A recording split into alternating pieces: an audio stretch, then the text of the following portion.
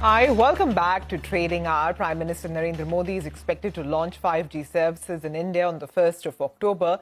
And even as we welcome 5G into India, the question that we're asking is, will 5G trigger another leg of consolidation in the Indian telecom sector? Rima has walked over to the big wall to share the latest data. Rima. Thanks so much for that. So the first point, which favors the argument that 5G may lead to another round of consolidation in market share gains for Bharti as well as Reliance Jio and market share loss for Vodafone Idea, is that Vodafone Idea is the only telecom operator who has so far not revealed its 5G plans. Reliance Jio at the AGM said that they will roll out 5G services in key cities in Diwali. It's aiming to have a pan-India presence by December of 2023.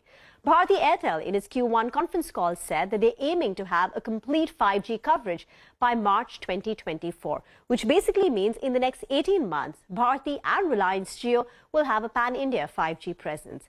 But there has been radio silence from Vodafone Idea's end. And one would imagine that there would be temptation for a Vodafone Idea customer to port to peers if they were offering you 5G, but there is no visibility of getting 5G from your own operator, i.e. Vodafone Idea.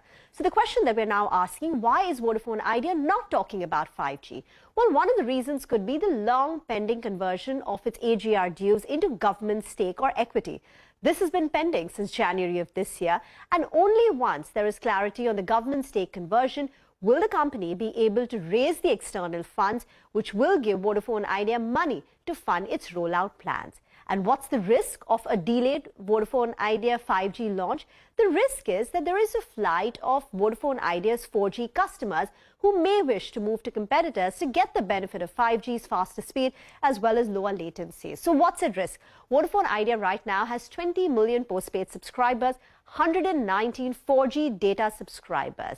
And Vodafone Idea stands the risk of losing some of these premium subscribers, which may drive further market share loss. In fact, Vodafone Idea has been consistently losing market share loss. In FY18, if you could get that table up for you on your screen, its market share was 38.5%. This has dwindled down to just 18%, while the combined market share of Airtel as well as Reliance Jio has risen to 75% as of last year. With Vodafone Idea's lower capex spend and its inability, probably, to launch 5G on time, the worry is that this market share loss will continue, which will drive another leg of consolidation. But as I wrap this up, I quickly want to highlight what is needed to drive 5G's adoption in India. One is smartphone availability of 5G and pricing. Now, Bharti Airtel at the JP Morgan India Investor Summit said that India only has 9% of its existing smartphones and 30% phone shipments which support 5G. Now, these two numbers need to improve. Also, the price of a 5G smartphone is prohibitive. Now, according to IDC, the rough price of a 5G smartphone is $340, $350 while the average price of a phone which is sold in India is $200 to $220. The affordability of a 5G handset is directly linked to 5G adoption, and in that context, all eyes will be on Reliance Jio's 5G smartphone pricing. And the second thing that the street is going to be watching out for will be 5G pricing. Now, the industry pricing has been on an upswing, right? In the last 3 years, we've seen a 20% price hikes, but the ARPUs are still lower than what they were in FY16.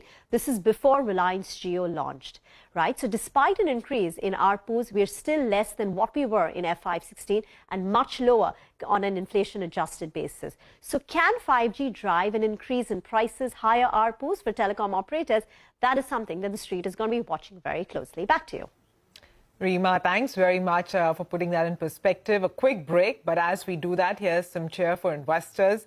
You can now track the US market action real time on Money Control. All you have to do is log on to the Money Control website or app and stay informed about all that matters in the global market.